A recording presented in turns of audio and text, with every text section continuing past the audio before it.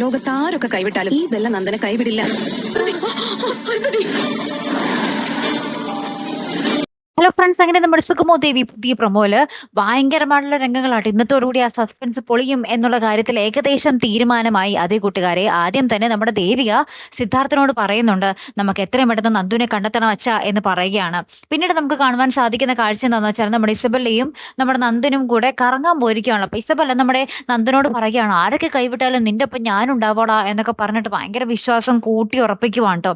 പിന്നീട് നമ്മുടെ ഗൗരീനെ കാണാൻ പറഞ്ഞ് നമ്മുടെ ശാരി ഭാർഗവിയുടെ വീട്ടിലേക്ക് വരുന്നു. ഭാർഗവിയാണെങ്കിൽ നീ എന്താടി അധികാരം സ്ഥാപിക്കാൻ വേണ്ടി കയറി വരികയാണോ, ഇറങ്ങി പോടി എന്നൊക്കെ പറഞ്ഞ് നമ്മുടെ ശാരീനെ കുറെ ആട്ടാട്ടി പുറത്തേക്ക് എന്താ പറയാ ഇറക്കി വിടുന്നുണ്ട് നമ്മുടെ ഭാർഗവി കേട്ടോ.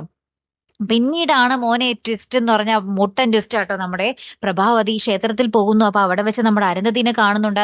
അരുന്ധതി ആണെങ്കിൽ നമ്മുടെ പ്രഭാവതിക്ക് മുന്നിൽ തലകറങ്ങി വീഴുന്നു. പിന്നീട് നമ്മുടെ പ്രഭാവതി അരുന്ധതിനെ നമ്മുടെ പ്രഭാവതിയുടെ വണ്ടിയിൽ കയറ്റി അരുന്ധതിയുടെ വീട്ടിൽ കൊണ്ടുപോയി ആക്കുകയാണ്.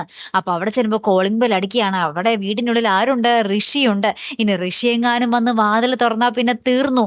പ്രഭാവതി തന്നെ എല്ലാം പൊളിച്ചടക്കും അല്ലെ കൂട്ടുകാരെ. അപ്പൊ വളരെ നിർണായകമായുള്ള ഒരു രംഗങ്ങൾ തന്നെയാട്ടോ കൂട്ടുകാരെ നമുക്ക് പുതിയ പ്രൊമോയിൽ കാണുവാൻ സാധിക്കുന്നത്.